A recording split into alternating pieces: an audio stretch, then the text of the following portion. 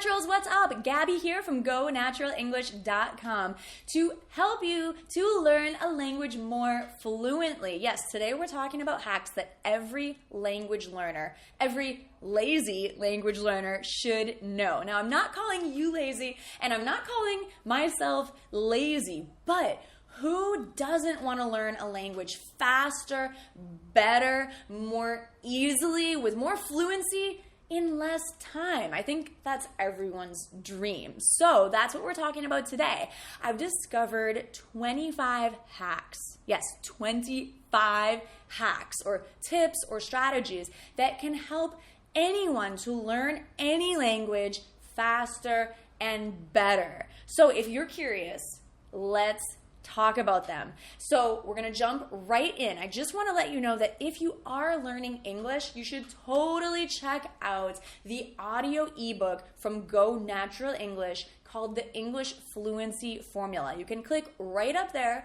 to learn more about how to get it, and you can read and listen to the first chapter for free to get started right away. So check that out right up there. All right, so these 25 hacks are divided into 5 different sections. I thought it would make sense to divide them up because there's a lot of them.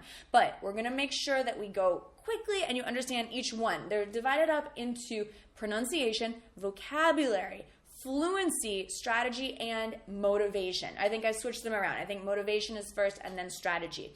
So I put pronunciation first because number 1 is you have to start with pronunciation. Why? Because let's think about it. If you have bad pronunciation, but great grammar, people are not going to understand what you're saying. Now, we're talking about conversation. We're not talking about doing well on your grammar test. We're talking about actually communicating with people, which is my goal, and I think it's your goal as well. So if you want to speak fluently like native speakers do and communicate and express yourself, then start with pronunciation, because if you have good pronunciation but poor grammar, people will still understand you.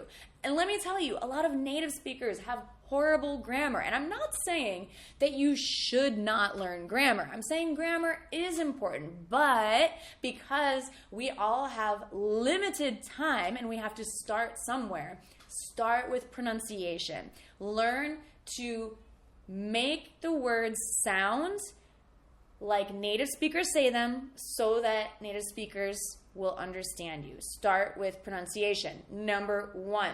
Now, of course, to start with pronunciation, you have to also learn some vocabulary, because we're not going to just make random sounds. Like if you're learning English, you're not just going to make random sounds like Those are difficult sounds in English, but that is not a word. We need words. So we'll talk about vocabulary when we get to number 3. But number 2 is to really focus in on a regional dialect or a standard dialect. For example, if you're learning English, you might want to select the standard American dialect, which is what I speak. But focus on one accent that you can really copy and get good at. So learn that accent and focus on pronunciation and intonation. Pronunciation is how we say the specific individual sounds in a word, and intonation has to do with whether our voice is rising or falling. And this is very key to sounding fluent as well. So number 1 and number 2 are about pronunciation. So start with pronunciation and then really work to sound more and more like a native speaker by focusing on individual sounds, especially the ones that are difficult for you, and intonation. This is something that's really advanced. Even for me, like, I'm learning Portuguese still, and intonation is quite difficult. Sometimes I don't have the right intonation, so you have to listen to the new language as if it were music, as if it were a song, and really listen to when people's voices go up and down, maybe when they're asking questions, or when they're surprised, or asking for help, or I guess that would be a question, or making a statement. Maybe their voice goes down, or in the middle of a sentence, like in English, when we have the end of a phrase, our voice goes down. So intonation is super important to improving your fluency in the language. And you can always learn more grammar as you go. You can fine-tune your advanced grammar. But again, for me, learning Portuguese, my advanced grammar is horrible. But people ask me all the time if I'm Brazilian because I've worked on my pronunciation a lot. And it's not perfect, but it at least leaves some doubt as to whether I am Brazilian or not. I can be proud of that. Number 3, let's talk about vocabulary. So vocabulary and pronunciation go together because we're going to practice pronunciation of specific words, right? So when you're learning vocabulary, don't try to overwhelm yourself thinking that you have to memorize all the words in the dictionary. Even native speakers don't know all the words in a dictionary. I'm constantly learning new words in English and in other languages. And I think that's the beauty of learning a language, is there's always something more you can learn. But anyway, let's not think about learning about all the words for the rest of our lives. Let's think about starting with a very specific group of words or list of words, something contained. For example, I love learning the words of songs that I like. So I can select a specific song that I enjoy, and I can enjoy learning the words so I can sing along to it. You could do this too. If you like music, find a song in English that you really like and learn the words. Look them up online and memorize the words. And this is a great way to learn vocabulary and improve your pronunciation by singing along with the song. Now, if music is not your thing, or you think this isn't going to be helpful for you for some reason, then try starting with a specific group of vocabulary words. So, for example, maybe if you really like sports, you could learn about how to talk about the different, like in soccer, like the different positions or the different types of moves or different things that happen during a game and how to talk about them in the language that you're learning. I just did a video on soccer vocabulary for the World Cup. We can probably link to it right up there if you're curious. But stay specific and take small bites out of the vocabulary in your new language. Don't try to learn everything. Don't be a generalist. Start as a specialist and learn something specific that you're interested in. You could go by subject, like sports, or you could choose words depending on a skill that you want to learn. For example, if you want to learn how to order coffee in your new language, then that's a very specific set of words and questions that you need to know. Number 4, learn similar words, which are called cognates. In your language and in the language you're learning, there's probably some words that are similar. So, for example, car and carro in Spanish are quite similar, and they both mean car. Now, of course, there are things called false cognates, like embarrassed and embarazada in Spanish are not the same meaning. We have embarrassed and pregnant, totally different meaning. But focus on the words that do sound alike in your language and the new language, and those are going to be much easier for you to remember because you already know the meaning in your own language. So use cognates to your advantage to learn a lot more vocabulary faster. Number 5, you're not going to like this one, but I'm going to say it anyway. Learn to think in your new language. Don't translate. Avoid translation because it makes your mind do things that native speakers don't do. Like, when you're a native speaker, you understand what a word means through context and the situation. And that's what you need to do when you're learning a new language too.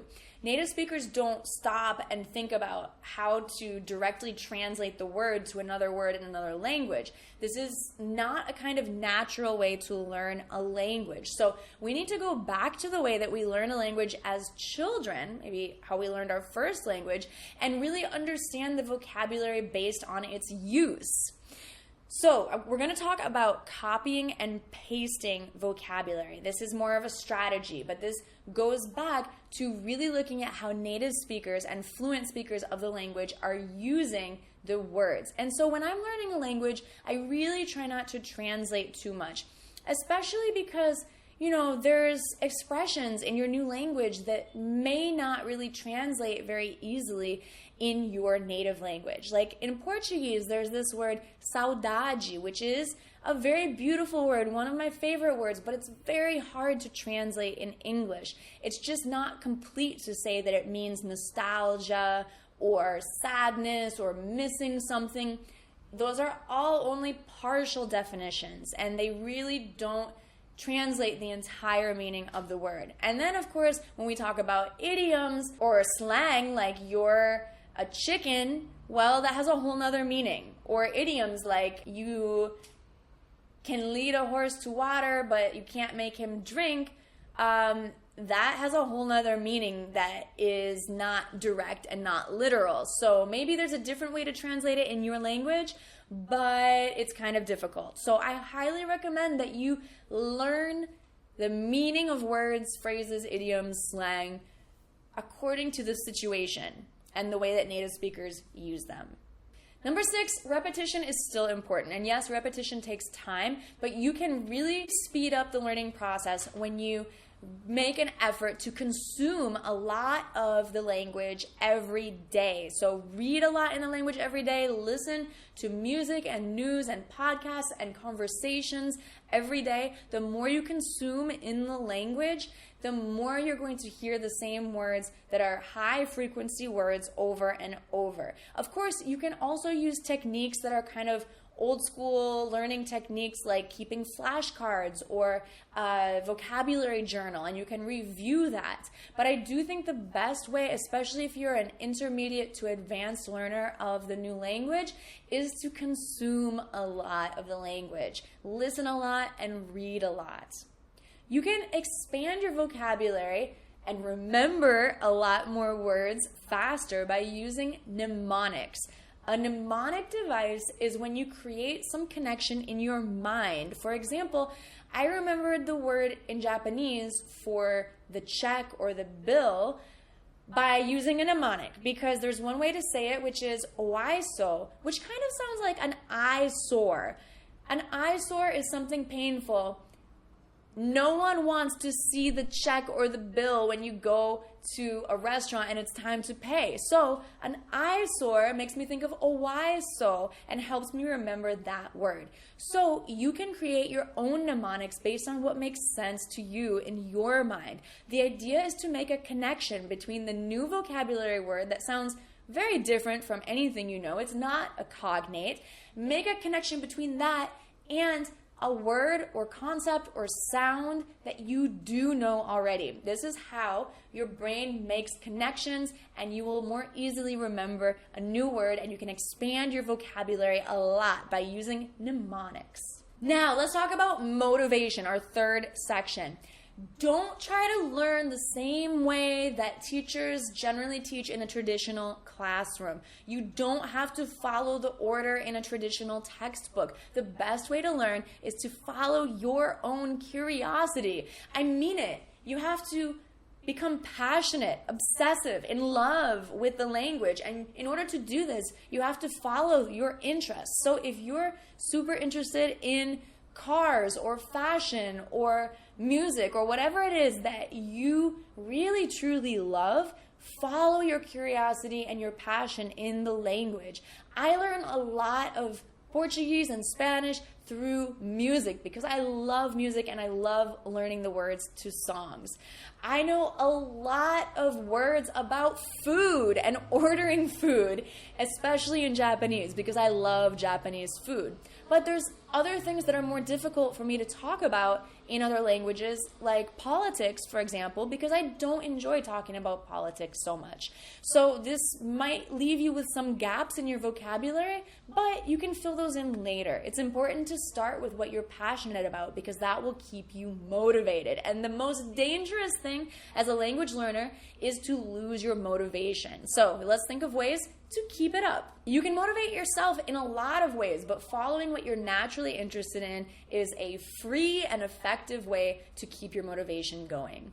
Now, let's talk about fluency. A great way to improve your fluency in any language, and your motivation actually, is to connect with a native speaker of that language that you're learning.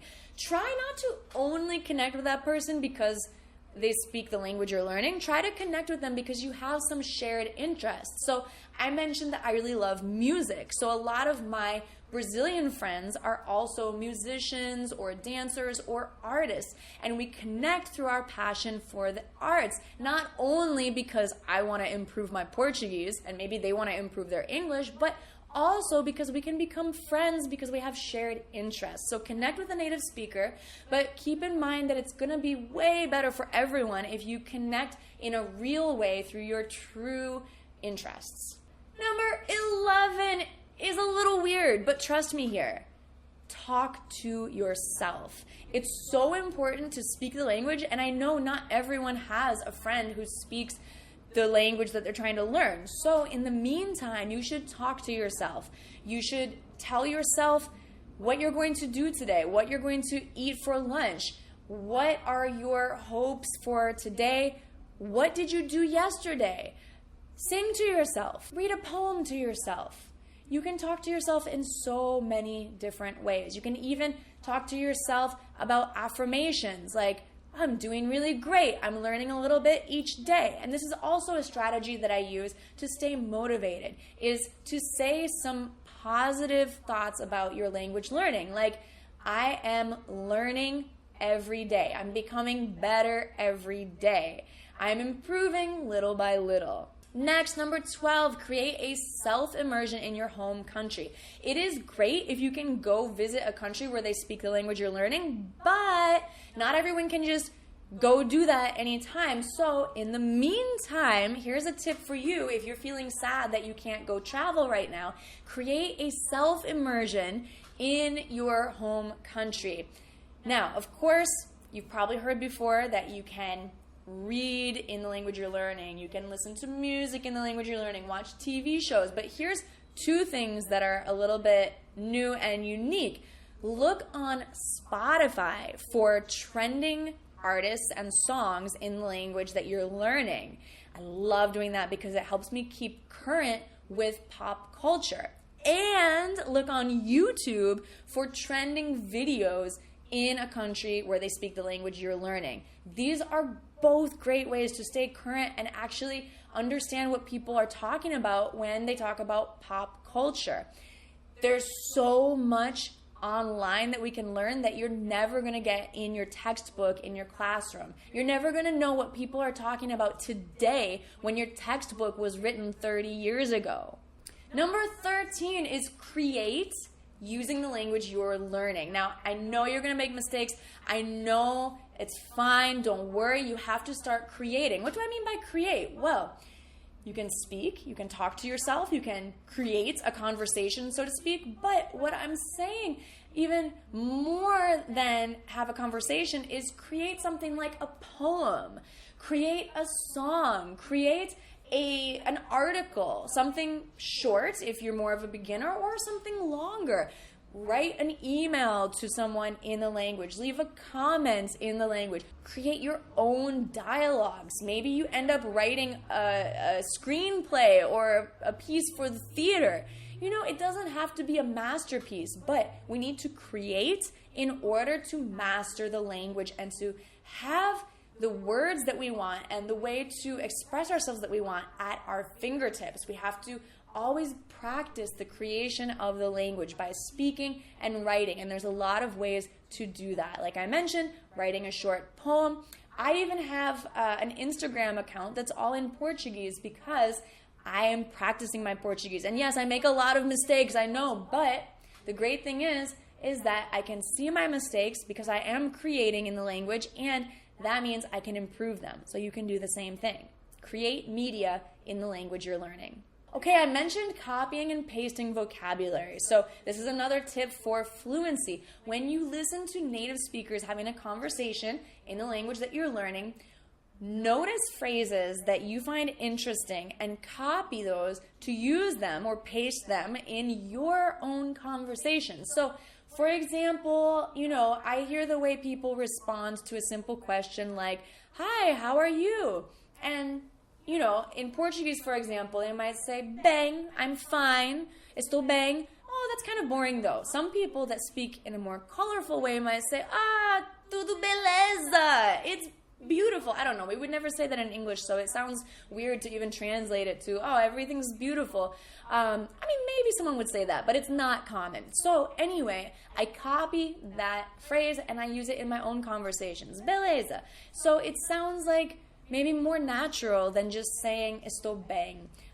Both are fine, of course, but what I'm saying is try copying what you hear and using it in your own conversations. And you can feel how other people react when you say that. Does it work for you? Maybe yes, maybe no, but keep trying new phrases that you hear native speakers using.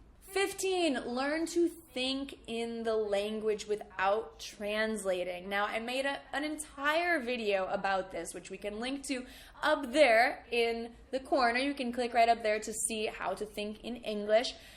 But this is super important, so I wanted to mention it again, because who do you talk to the most in your life? You think it's your friends, your family?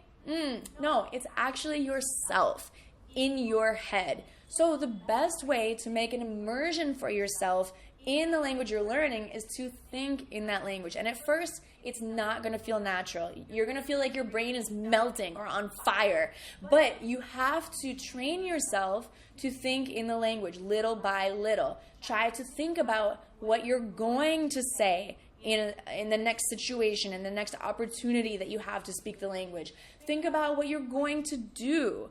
Talk to yourself. Give yourself compliments. "Oh, I'm looking good today," in the language that you're learning. Okay? This is all to get yourself used to learning and thinking and speaking the language that you want to speak.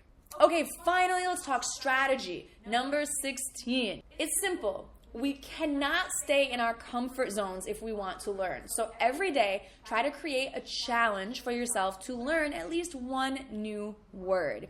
My new word today in Portuguese was ceder, because I was talking about how to compromise, and the word in Portuguese is a false cognate. Compromiso is a little bit different. So anyway, I learned a new word today. I encourage you to try to learn a new word, whether you're living in a country where people are speaking the language or not. You can always learn a new word every day because we have at our fingertips so many resources. We can read the news. We can hop on Skype with a tutor. We can listen to new music. The possibilities are endless for learning new words, but make sure that you focus and you add that new word to your consciousness, to your vocabulary. Think about how you might use it in a sentence in the future. Don't just hear it and then let it go. Write it down. Think about how you can use it in real life the next time you have a conversation.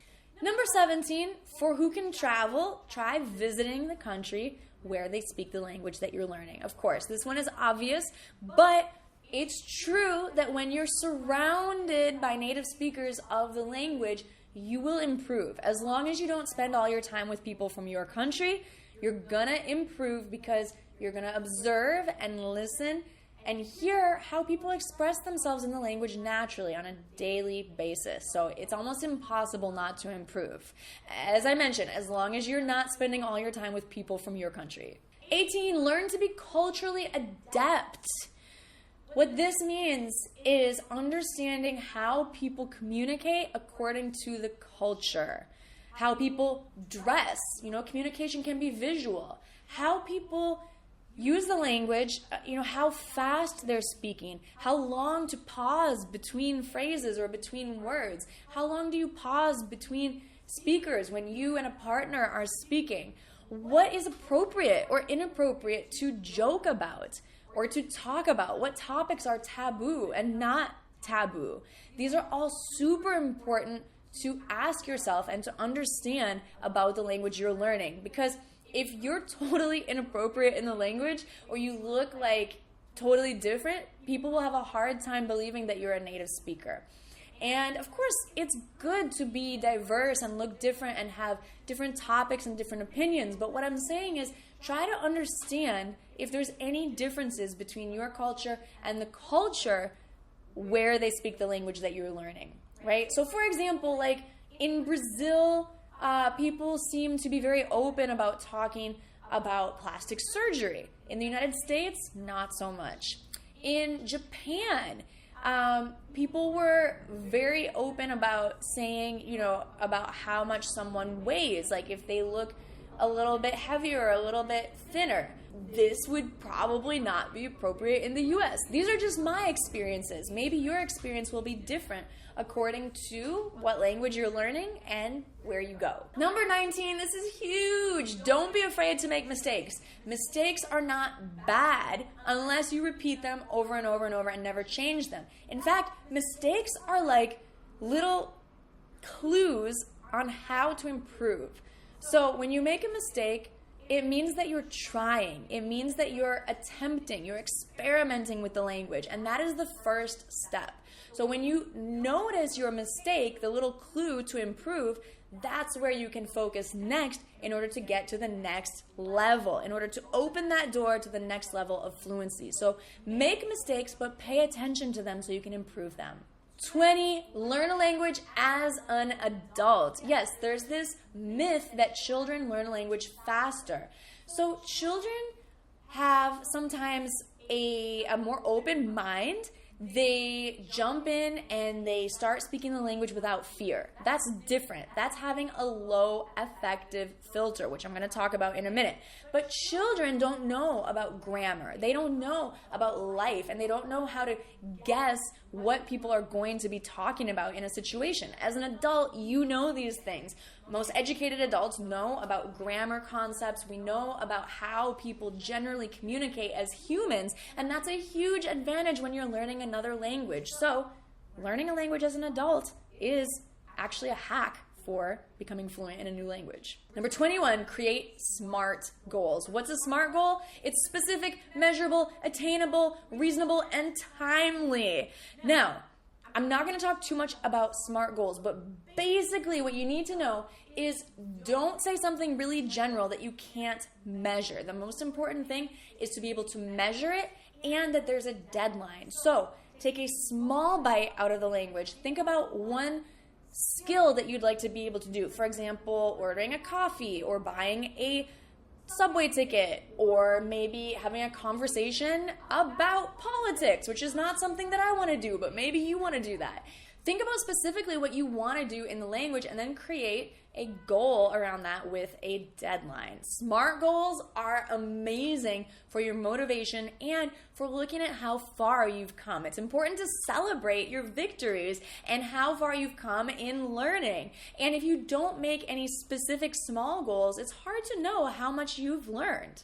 Number 22, don't wait for anyone, not your teacher, not your tutor, not your friends, to create some assignment for you to learn the language. Make your own practice activities, make your own challenges. It could be anything that you find interesting, like talk to a stranger today or write a poem. So make your own assignments. This is really important as an independent language learner and someone who wants to become fluent, because you have to make your own way. You can't depend or wait on anyone else, or it's going to take a much longer time. And the great thing about making your own challenges is that you can make something that's interesting to you, practical for you. Number 23, I talked about your affective filter. This is a concept made by linguist Stephen Krashen.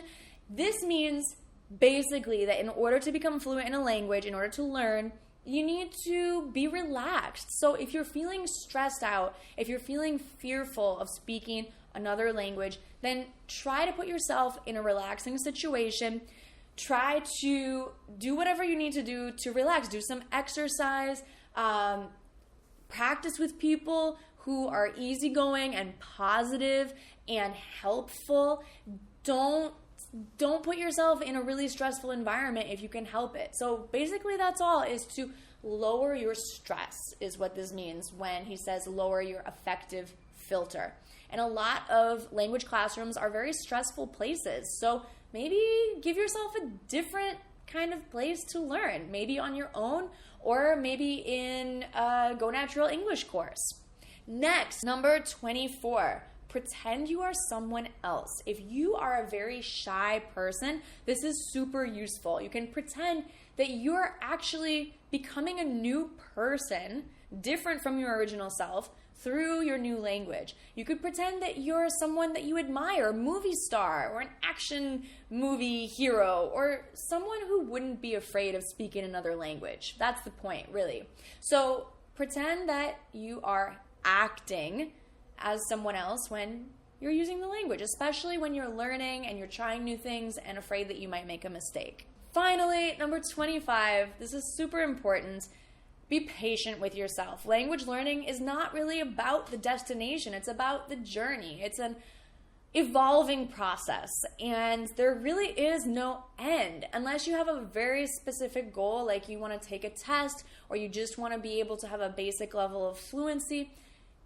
It really never ends, and that's a good thing. It's a beautiful thing because it's a journey, it's an adventure, and you should enjoy every moment. So be patient with yourself if you make mistakes, and understand that your mistakes are actually helping you to advance. If you feel one day like your brain is melting and you cannot study and you cannot advance, take a deep breath. And be patient with yourself and understand that this is part of the learning process, and we all have difficult days when we're learning a language. So try doing something that's just fun. Listen to music, do a dance, talk with someone who you really love. Try using the language to write them a love poem. Do something from your heart. And before you know it, you're going to be fluent in the language that you want to learn. I hope you enjoyed these 25 hacks for lazy language learners. I know you're not lazy. I know you're dedicated. I know you're awesome. If you've watched this whole video, you are not lazy at all. Thank you so much for watching. If you enjoyed it, make sure to subscribe to Go Natural English. If you are an English language learner, click up there to get the English Fluency Formula audio ebook. And you can click down there to keep watching more English language learning videos here at Go Natural English. Thanks so much for watching. I'll see you next week in our new video every Monday at 7 a.m. Eastern Standard Time. Mwah! Bye for now.